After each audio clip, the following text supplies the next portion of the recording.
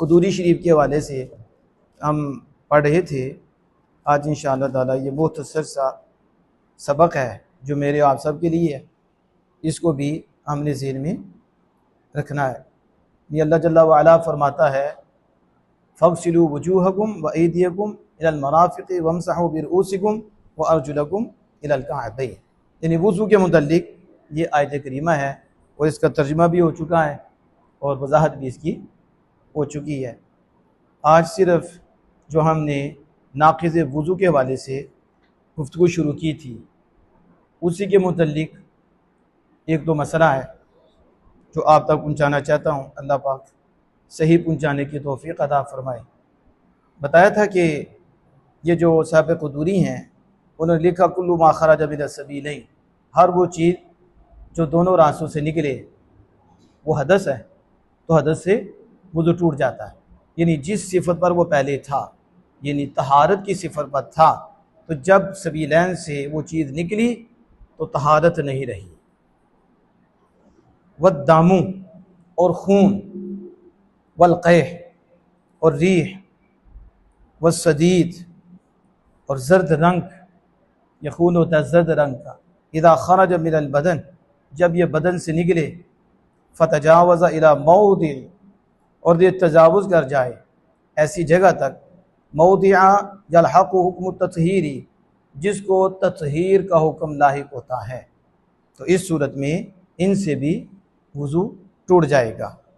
अब शेखुल हदीस अल्लामा अब्दुल रज़्ज़ाक़ बथरालवी रहमतुल्लाह ताला क़ैह के मुतल्लिक़ लिखते हैं कि बिफ़तहिल क़ाफ़ी, यानी क़ैह का तलफ़ुज़ क्या है? क़ाफ़ की फ़तह के साथ। क़ैह, ये जो क़ैह है, लिअन्न दमा यंदज्जु फ़यसीरु क़ैहन, जब खून पक जाता है और पुख्ता हो जाता है तो उसे क्या कहते हैं? फ़यसीरु क़ैहन। सारा यसीरु की ख़बर क़ैहन आ रही है और दम हुआ उसकी तरफ लौट रहा है कि वो खून क्या हो जाता है? क़ैह हो जाता है, यानी खून पक जाता है तो उसे क़ैह कहते हैं। और आप सुम्मा युज़ाद यज़ादु नदजन, फिर और पकता है और ज़्यादा पक जाता है। फ़यसीरु सदीदन, तो जब वो खून ज़्यादा पकता है तो वो सदीद हो जाता है, यानी जर्द रंग का हो जाता है। और सुम्मा यसीरु माअन, फिर वो पानी हो जाता है। यानी पहले वो क़ैह होता है यानी पकता है, और फिर और पकता है तो फिर सदीद हो जाता है जर्द रंग का, फिर उसके बाद ये पानी हो जाता है। आपने देखा कि जब ये शुरू में होता है तो उस वक्त ये पक्का होगा, फिर उसके बाद ये जर्द रंग का बनता है, फिर देखो और नरम होता है, फिर इसका रंग देखो छाला, छाला भी हमारा समझो छाला ही समझो, उसमें सफ़ेद रंग हो जाता है। क्या हो जाता है? ये पानी हो जाता है। तो जब ऐसा हो तो कहते हैं कि इदा खाराजा, जब ये निकले किसे? बदन से, इधर से कहीं से निकले और बह पड़े, तो इस सूरत में वज़ू टूट जाएगा। क्या होगा?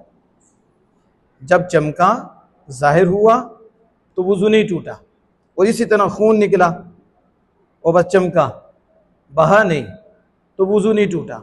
ना ये खून पलीद है और ना ही ये पीप पलीद है, चाहे कपड़े को लग जाए चाहे जिस्म को लग जाए, ये पाक है। ये क्या है? बाद लोगों को खदशा होता है कि अब दाग लग गया तो क्या कपड़ा पलीद है या पाक है? तो को देखो खून बहा या नहीं बहा, अगर नहीं बहा ऊपर रहा तो खाली खून से नपाकी का हुक्म नहीं आता। दमम मसफूहन, जब खून बह जाए उस पे नपाकी का हुक्म आता है, बहने वाले खून पे आता है। जब निकल के बहे तो उस वक्त हुक्म लगेगा ये नपाक, तो उसी वक्त ये कि हदस, तो जब हदस होगा तो वज़ू टूटेगा। तो हदस तब होगा जब खून निकल के जारी हो जाएगा। कहाँ? जिसको पाकी का हुक्म लाहिक है। वज़ू में जिन जिन जगह को धोना लाजिम है वहाँ बह जाए, या गुस्ल में जिन जगहों को धोना लाजिम है वहाँ बह जाए, तो इस सूरत में हुक्म होगा कि ये खून और ये पीप भी नापाक है और उसका वज़ू भी टूट गया है, अब उस पर उसको वज़ू करना पड़ेगा।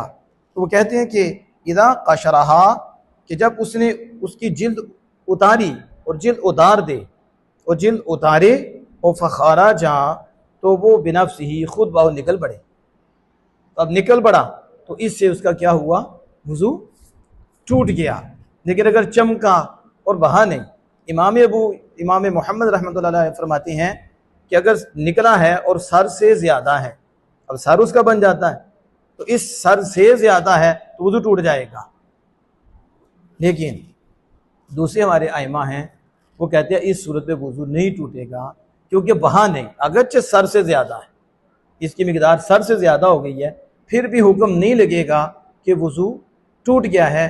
हुक्म तभी लगेगा कि जब यहाँ से बहेगा और बहकर उस जगह तक पहुँचेगा जिसका वुज़ू या गुस्ल में धोना लाजिम है, तो फिर हुक्म लगेगा कि इसका वुज़ू टूट गया है, वगैरह ये हुक्म नहीं लगेगा कि इसका वुज़ू टूट गया। अब यहाँ ये बात कर रहे हैं कि नबी मुकर्रम फ़ख्र दो आलम सल्लल्लाहु अलैहि वसल्लम ने फरमाया अल वुज़ू मिन कुल्ली दमिन साल, वुज़ू हर उस खून से है जो बहे। यानी नबी अकरम सल्लल्लाहु अलैहि वसल्लम खुद ही फरमा दिया कि वुज़ू उससे लाजिम आएगा, उस खून से जो बह पड़े। इसका मतलब है बहना ये शर्त है, और यहाँ बहने की कैद लगाई है। अगर बहना ना पाया जाए तो ना खून नापाक होगा ना वुज़ू टूटेगा। इसकी एक मिसाल जो यहाँ दी है वो क्या है कि आँख से ऊपरले हिस्से से खून बह गया, और जब बहकर वो अंदर ही दूसरे किनारे तक पहुँच गया, तो क्या इस सूरत में वुज़ू टूट जाएगा? कहते फला यनकुदु, नहीं टूटेगा। तो न तोड़ेगा दमुन, ऐसा खून, साइलुन दमुन साला फी दाखिल ऐन, जो ऐन के अंदर में ही बह पड़ा और बहकर ऐन की दूसरी जानिब पहुंच गया, तो इस सूरत में भी वुज़ू नहीं टूटेगा। कहते नहीं टूटेगा। क्यों नहीं टूटेगा? कहा इसलिए कि नबी अकरम सल्लल्लाहु अलैहि वसल्लम ने फरमाया कि हर उस खून से जो बहा या बह के बाहर आए तो ये अंदर ही रहा है, इसलिए इस पे ये हुक्म नहीं लगेगा, इस सूरत में वुज़ू नहीं टूटेगा।